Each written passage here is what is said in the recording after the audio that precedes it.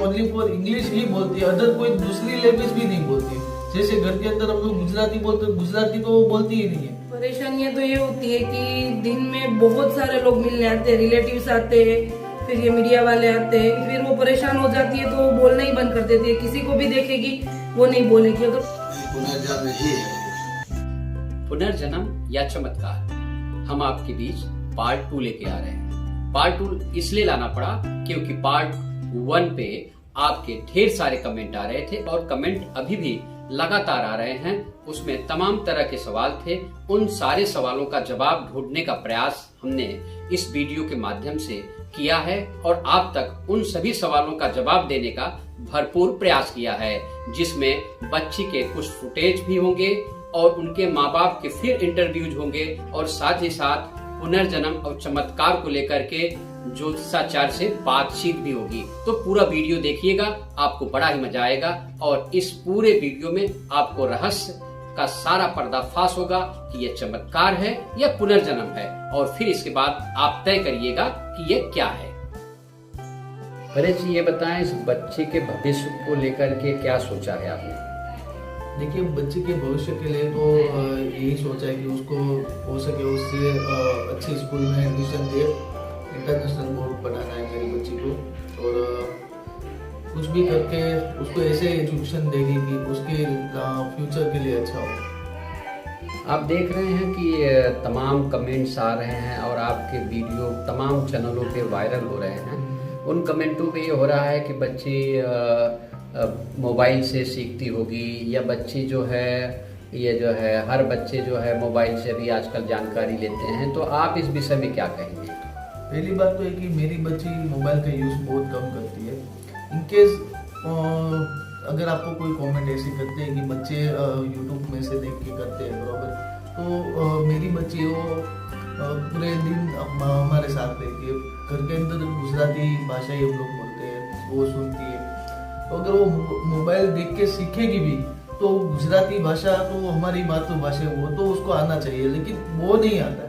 तो उसका रीजन मुझे आज तक मालूम नहीं है। वो ओनली फॉर इंग्लिश ही बोलती है, अदर कोई दूसरी लैंग्वेज भी नहीं बोलती। जैसे घर के अंदर हम लोग गुजराती बोलते, गुजराती तो वो बोलती ही नहीं है। अरे जी, ये बताएं कि आप जो है ये बच्ची का जो डिमांड होता है, क्योंकि जिस तरह का इसकी डिमांड है विदेशी जो चीज़ों का, खाने का, व्यंजनों का, रख रखाव का, या खिलौने भी इसके जो है ज़्यादातर डिमांड होते हैं कि जो विदेश के बच्चे खेलते हैं, तो उनको कैसे आप पूरा करते हैं? बच्चे की डिमांड को पूरा करने में आपको कितनी तकलीफों का सामना करना पड़ता है?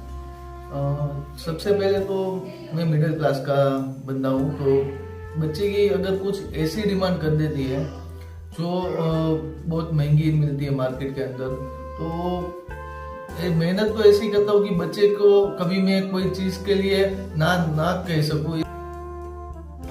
आपके पास मिलने वालों की भी संख्या मैं देख रहा हूँ। मैं शूट करने आया तो तमाम लोग आपके घर पे और आपके सोसाइटी में तमाम लोग मिलने आते हैं, तो इससे आप लोगों को परेशानियां होती हैं क्या? परेशानियां तो ये होती है कि दिन में बहुत सारे लोग मिलने आते हैं, रिलेटिव्स आते हैं, फिर ये मीडिया वाले आते हैं, कोई बिल्डिंग से आएगा उसके कोई रिलेटिव्स आएंगे। कभी कभी वो बोलती है, लेकिन वो क्या होता है कि फिर वो परेशान हो जाती है तो वो बोलना ही बंद कर देती है। किसी को भी देखेगी वो नहीं बोलेगी। अगर उसको ऐसा लगेगा मुझे बोलना है तो केवल मात्र बोलेगी, लेकिन पूरा नहीं बोलेगी, और जो भी बोलेगी वो इंग्लिश में ही बोलेगी। Thank you. बच्ची के फ्यूचर के लेकर के क्या विचार है आपके? क्या सोचा हुआ है कि कहाँ इसे पढ़ाएंगे या क्या करना है? हाँ, बच्ची के फ्यूचर के लिए तो अभी तो हमने इंटरनेशनल स्कूल में ही डालने का सोचा है कि हमने उसको सीबीएसई बोर्ड में अगर एडमिशन लिया और उसको फिर गुजराती में आगे जाके दिक्कत आई तो भी वो खुद ही परेशान होगी, क्योंकि उसकी माइंड पे प्रेशर रहेगा। इसलिए हम अभी तो यही सोच रहे हैं कि आईसीएसई में ही एडमिशन लें उसका। 2 दिन की मशक्कत के बाद हम इस समय पंडित रमेश चंद्र शास्त्री जी के साथ यहाँ उपस्थित हुए हैं। पंडित रमेश चंद्र शास्त्री जी ज्योतिषाचार्य हैं और प्रख्यान विद्वान हैं। उनसे हम ये जानने की कोशिश करेंगे कि यह जो बच्ची है जिसको लेकर के सूरत समेत गुजरात ही नहीं पूरे भारतवर्ष में जिसकी चर्चा चल रही है कि यह पुनर्जन्म है या चमत्कार है, तो पंडित रमेश चंद्र शास्त्री जी से यह जानने की कोशिश करेंगे गणना क्या करती है और क्या यह इसका पुनर्जन्म है या चमत्कार है। तो शास्त्री जी, हम आपसे जानना चाहेंगे कि ये जो बच्ची है श्रीषा, जिसकी कुंडली आप बना रहे हैं, उसकी गणना क्या कह रही है। और सबसे पहले तो मैं ये जानना चाहूंगा कि ये पुनर्जन्म है कि चमत्कार है। पुनर्जन्म ही है। पुनर्जन्म क्यों है, चमत्कार क्यों नहीं है, उसका कारण क्या है, उस पे जरा प्रकाश डालिए। देखिए, बच्चे की कुंडली में यदि द्वितीय भाव और अष्टम भाव में बृहस्पति बैठे तो उसका पुनर्जन्म माना जाए, और सप्तम भाव में यदि तुला राशि का जो शुक्र है स्थित है तो इस कारण से इसका पुनर्जन्म माना जाएगा। पुनर्जन्म क्यों होता है?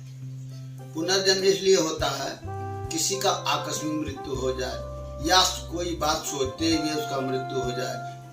मृत्यु के समय जिस समय उसका जो विचार प्रकट होता है उस समय उस जीव का जो है दूसरे जो शरीर में प्रवेश करता है उसी रूप में हुआ है। लेकिन जो कहानी जो इस समय चर्चा का केंद्र बनी हुई है वो यह है कि इसके माँ बाप खाटी गुजराती हैं, लेकिन बच्ची फर्राटेदार अंग्रेजी बोलती है, उसे हिंदी भी नहीं आता और गुजराती भी नहीं आता है।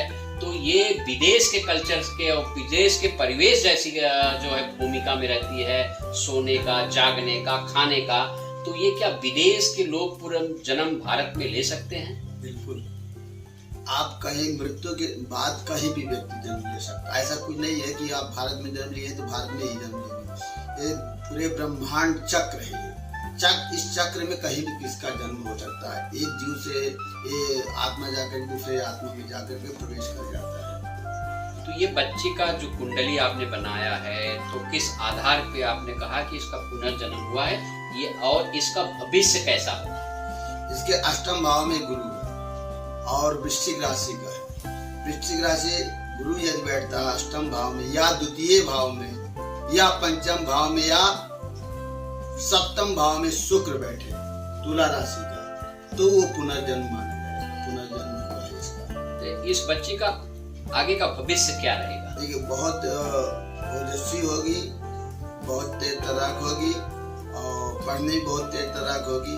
सामाजिक दृष्टि में उसका सम्मान बढ़ेगा। शास्त्री जी, ये बताएं कि जो बच्ची श्रीषा है, क्या इसे विदेश जाने के योग हैं या इस बच्ची को पूर्वानुमान भी होगा, क्योंकि यह पूरा का पूरा अंग्रेजी ही जानती है और दूसरी भाषा इसे आती ही नहीं है। ये विदेश जाने का योग है इसकी कुंडली में। और रही बात, जब इसकी स्मरण शक्ति जागृत होगी, जैसे बड़ी होगी, हो सकता है कि वो वहाँ जाए। ऐसे विदेश योग है, विदेश भी जाएगी। धन्यवाद शास्त्री जी, आपने सूरत दर्पण को अपना कीमती समय दिया, इसके लिए आपका बहुत बहुत धन्यवाद। हर रोज नए खबरों के लिए हमारे चैनल को सब्सक्राइब करें और बेल आइकन को क्लिक करें, जिससे खबर लगते ही आप तक पहुंच जाए।